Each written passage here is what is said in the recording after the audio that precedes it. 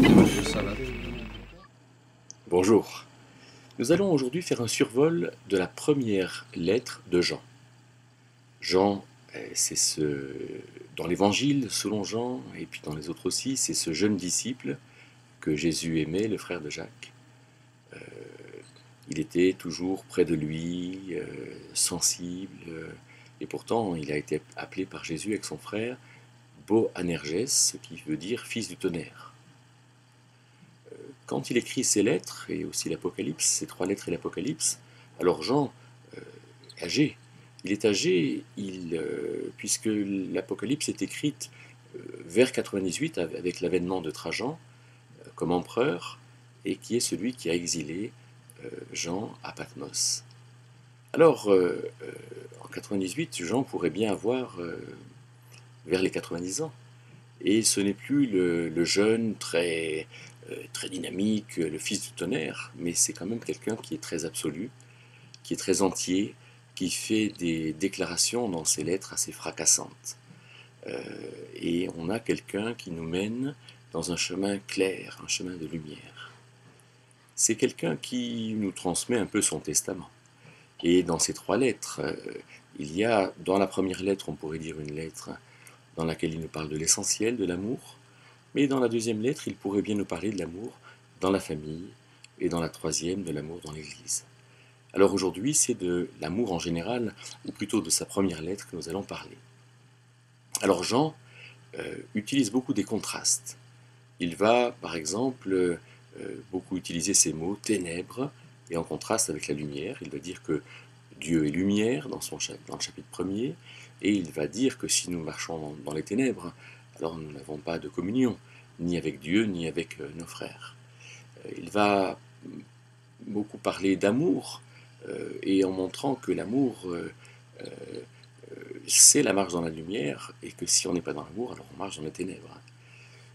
Il va parler d'amour et de haine, avec des situations très contrastées. Il va parler d'enfants de Dieu ou d'enfants du diable. Il va parler de péché et de pardon. Jean est donc quelqu'un de très contrasté, de très absolu, et il faut lire en le rejoignant dans ces choses qui sont absolues, mais en essayant de comprendre de quoi est-ce qu'il veut nous parler, et c'est quand même bien possible. Ce qui est touchant, c'est que Jean, en tant que grand-père, arrière-grand-père peut-être, est quelqu'un qui s'adresse à plusieurs tranches d'âge différentes. Il s'adresse aux petits-enfants, aux jeunes gens et aux pères. Et on voit là peut-être des tranches d'âge essentielles dans la vie de l'humain. Peut-être que les petits-enfants et les petits-enfants, c'est ce que les psychologues disent aujourd'hui, c'est de cette période de 0 à 6 ans où l'enfant est vraiment dans l'affection, dans une relation de proximité et de sécurité avec ses parents. Les enfants pourraient être ceux qui vont jusqu'à la puberté et qui, ayant passé le stade de l'affection, ayant, comme disent les psychologues, accompli leur Oedipe, alors vont plutôt dans cette vie d'enfant pour apprendre, mais restent tout à fait enfants, restent en quelque sorte complètement avec leurs parents, tout à fait à l'écoute de tout ce que les parents font. Et par contre, le jeune, c'est celui, néotéros en grec, c'est celui pour qui tout est nouveau. Et donc le jeune, il a des recommandations spécifiques, et puis les pères après, hein, ceux qui ont fait leurs expériences également. Alors, aux enfants et aux petits-enfants, Jean va dire, vos péchés vous sont pardonnés. Voilà le message essentiel pour les petits-enfants. Pour les enfants, il va leur rappeler qu'ils connaissent Dieu comme Père. Ils sont donc en sécurité. Par contre, aux jeunes gens, il va leur dire, jeunes gens, vous êtes forts. Vous avez vaincu le méchant et la parole de Dieu demeure en vous. Il leur donne donc des armes pour qu'ils puissent vivre, combattre, comprendre, ne pas se laisser avoir. Et par contre, au Père, il va leur dire, vous connaissez celui qui est dès le commencement, c'est-à-dire ce Dieu puissant, ce Dieu souverain, ce Dieu fort, ce Dieu juste, ce Dieu qui aime. Et donc le Père est quelqu'un qui est rentré dans une véritable connaissance de Dieu. Il y a donc des messages différents et peut-être que nous ferions bien, nous, de prendre garde à ces messages différents. Alors Jean va parler aussi du monde. il va parler de l'esprit du monde, il va parler des principes du monde. Vous savez, c'est la convoitise de la chair, la convoitise des yeux, l'orgueil de la vie, 1 Jean 2,15. Il va parler de tout ce qui n'est pas bon dans le monde, et bien sûr à ne pas confondre le monde et la société. La société n'est pas le monde, et le monde n'est pas la société, mais souvent on appelle la société le monde.